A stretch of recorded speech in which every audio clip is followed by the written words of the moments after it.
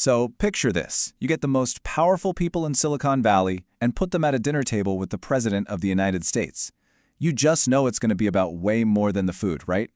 We're going to break down this super high-stakes meeting that was, honestly, part tech summit and part political theater. So let's pull back the curtain and see what was really said, what got pledged, and maybe what it all cost. And President Trump set the tone right from the very beginning. He welcomed his guests, not just as, business leaders, but as revolutionary geniuses. That one single line, it pretty much framed the entire evening. It created this mood of mutual admiration, maybe even a little intellectual flattery. All right, so here's our game plan. We're going to look at the high IQ dinner itself, then the praise that was flying around. We'll get into the huge numbers that were pledged, touch on some awkward viral moments.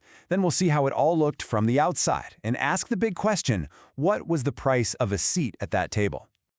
Okay, let's kick things off with that high IQ dinner. And really, it all starts with the guest list. I mean, this was not your average dinner party. This was a room full of the titans who literally shape our digital world.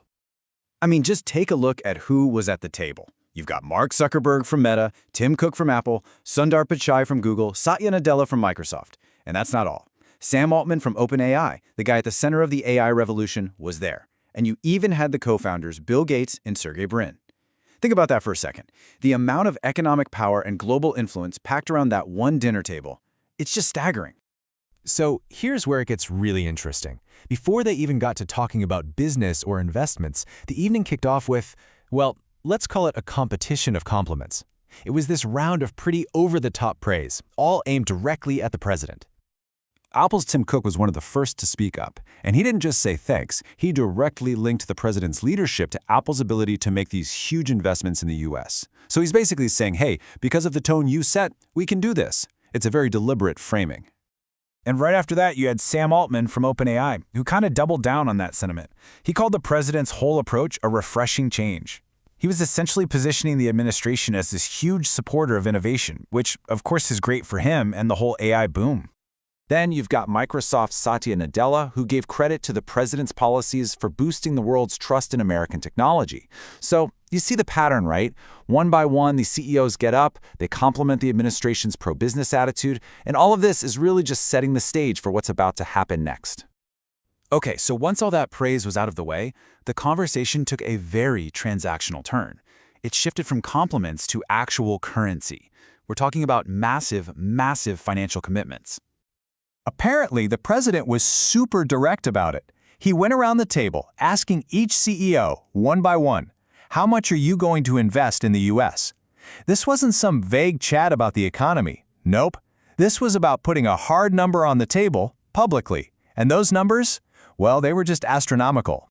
Mark Zuckerberg was up first, and he pledged a jaw-dropping $600 billion for Meta through 2028. Then it was Tim Cook's turn for Apple. And his number? You guessed it, the exact same $600 billion. After that, Google's Sundar Pichai threw another $250 billion into the pot, and that's just for the next couple of years. So when you actually add all of this up, the scale is just mind-blowing. You've got Meta and Apple with $600 billion each, Google with $250 billion, and then Microsoft adds another $75 to $80 billion every year. We're talking well over $1 trillion pledged. This really wasn't just a dinner, was it? It was more like a public fundraising event for the entire US economy. But, it wasn't all just polished speeches and gigantic numbers. Because the press was in the room, the cameras caught some, let's say, unscripted moments. And of course, they went viral almost immediately, revealing a much more awkward side to this whole power dinner. So right after he announced that $600 billion figure, a hot mic picked up Mark Zuckerberg whispering to the president that he wasn't sure what number Trump wanted to go with. Whoops. Yeah, it was a pretty candid moment that made it seem like maybe, just maybe, that number wasn't so spontaneous after all. And then there was Tim Cook. People online with way too much time on their hands quickly pointed out that he said thank you 8 times in less than 2 minutes. That little video clip just blew up. It became an instant meme with everyone joking about his, let's call it extreme politeness.